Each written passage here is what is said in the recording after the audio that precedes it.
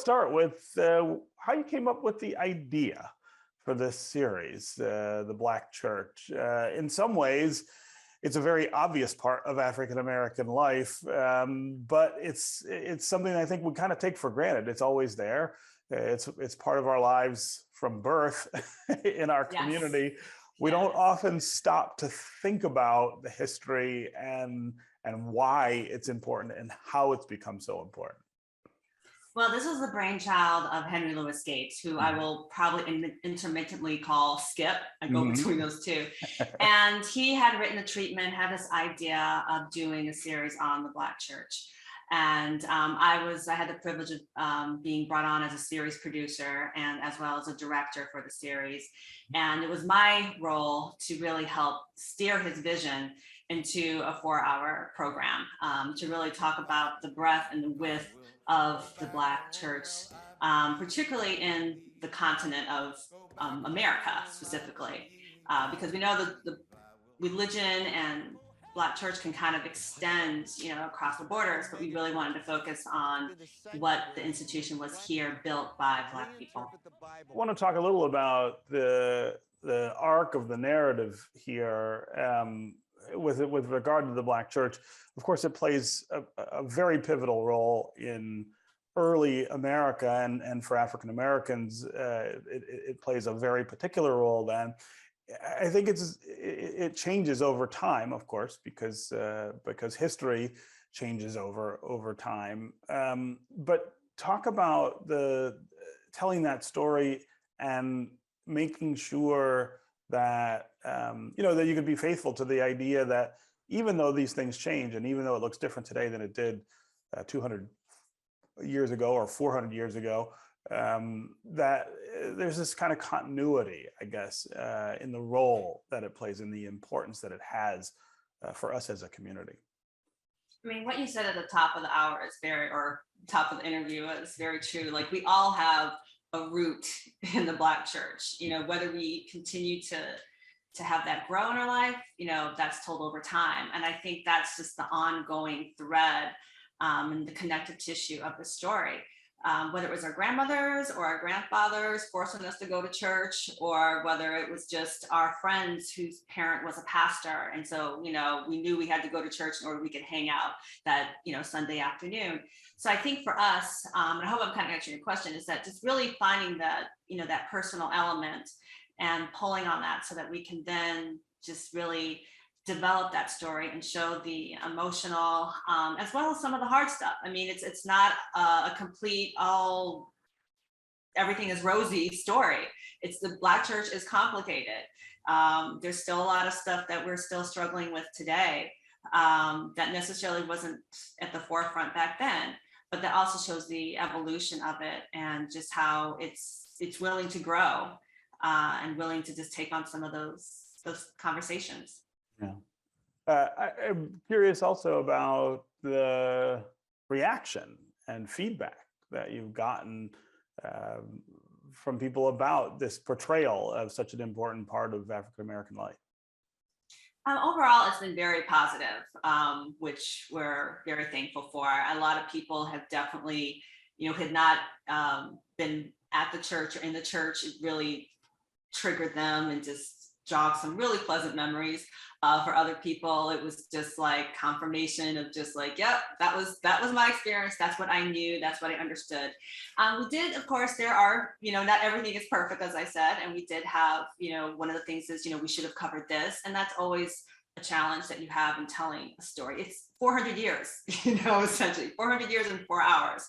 And we also too got a little bit of pushback from a lot of Black Catholics because they felt, certain individuals, I won't say they as a whole, but individuals felt that, that was one story we didn't tell.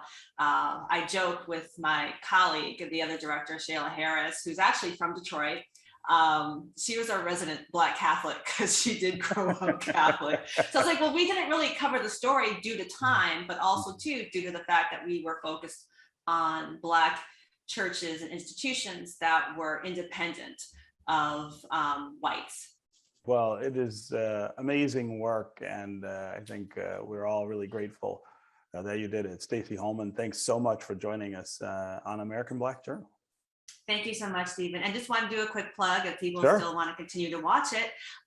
It's on demand, and it's also streaming services on Amazon, and you of course get the DVD. So, Yeah. but thank you so much. It was a pleasure. We kicked off our Black Church in Detroit series with a show about the historic role of the church in the fight for racial and social justice. And later we continued the conversation by focusing on the church as a center for change in the community. Take a look. Reverend Williams, I'm going to start with you. Activism is, I think, for you, hand in hand with the pastorship of your church, and so much of what you do, so many of the reasons that people know you, not just here in Detroit, but around the country, are about activism. So I'm going to start with you talking about that marriage between the church, the Black church in particular, and activism that's focused on social and racial justice. Yeah, look, the Black church birthed Black Lives Matter, birthed activism. It has been the mantra that we have held since we organized the African Methodist Episcopal Church, further, since we organized our resources, the First Baptist Church of Savannah, Georgia, the oldest institutions that Blacks have ever owned, not only in the sense that we were protesting or picketing, but at that time, we were providing. At that time, we were opening up our churches for Underground Railroad. This is what the fabric of what we've been for Black people since the inception of the Black church, the historic Black church, and it's what we plan to continue to be. Yeah. Pastor Barry, I know from your church that activism takes on a very specific role in your community. It takes on a very specific role with young people in your community. Talk about what that looks like. Well, one of the reasons why the church has been so successful is because we combine your purpose and your activism with your spirituality. One of the things that have been quite successful is the fact that we let everybody know that on so many different levels, Jesus Christ and his disciples and a lot of people in the Bible were actually activists. They were standing up for what was right. They were standing up against the status quo. They were standing up in the face of evil, and they were letting people know that with God, all things are possible. And we, as the people of God, we have a role to play in manifesting that in this world. So we have a particular role. So our young people in particular, they look for their purpose in life. And part of that is to stand up for the right thing. And we give them the opportunity to be able to do that. Yeah. Reverend Simon, what does this look like at Fellowship?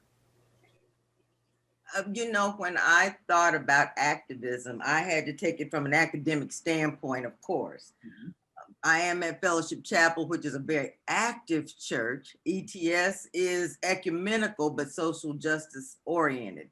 So when I looked at activism, and when I teach it in my African-American Black religious studies course, I talk about it from a historical perspective. We came from Africa, and I don't mean we were enslaved.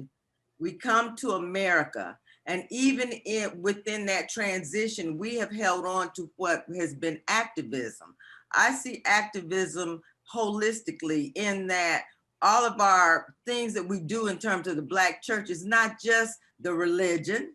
It's not just understanding the Bible. It's dealing with every phase of every Black person's need. So even when the slaves would leave the master's church and go to the hush harbor, and remember, they did not take that Black Bible. There's a Black Bible. I don't know if you've ever heard about it, the slave Bible. They've taken that. They didn't take that. They sat down and they talked about how they were going to be active in terms of helping everybody that was part of that slave group through songs, because they sang in the fields to let people know they were going to be actively leaving, for freedom.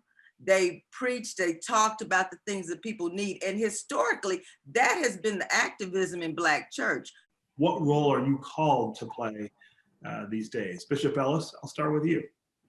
Well, you know, I'm carrying on a 25 years now legacy from my father, who pastored for 34 years, and he was the first to move beyond the walls of the church in terms of a daycare center, Montessori daycare center, and then a Christian school that went from kindergarten to the 8th grade, and then apartments, duplexes that allow people to live in affordable housing, and then the credit union, federal credit union, federally chartered credit union, and that was like, wow, we're a bank now, you know.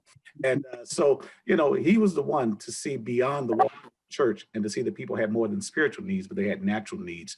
And it kind of was a transition because before he passed, I was the one that wrote the grant that received $5.3 million from HUD to build Ellis Manor that is here on the new site. So it was kind of like a transition. And 2 years after we moved the first residents in '94, my father passed, made his transition. And of course, 5 years later, in 2002, we moved into this facility, 6 years later, I should say. So I'm just carrying on that legacy. And I used to brag here in a good way that we did more ministry here at our present site outside of the church during the summer months than we did inside of the church.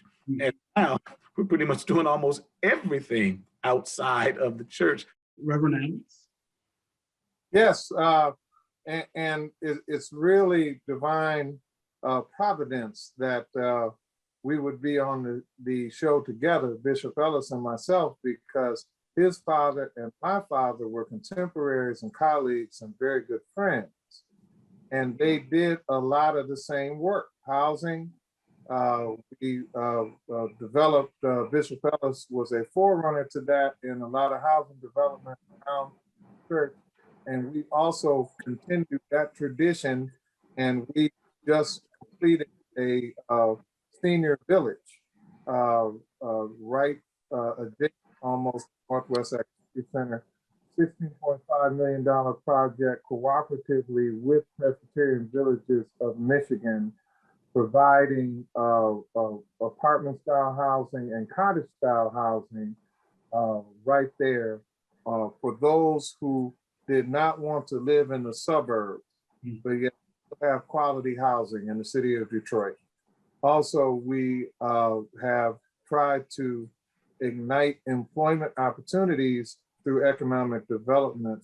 Because of our forerunners, they laid the foundation. It's an ethos that we are walking in, almost like the scripture that says we live, move, and have our being in God. We live, move, and have our being in this idea that church goes beyond Sunday morning.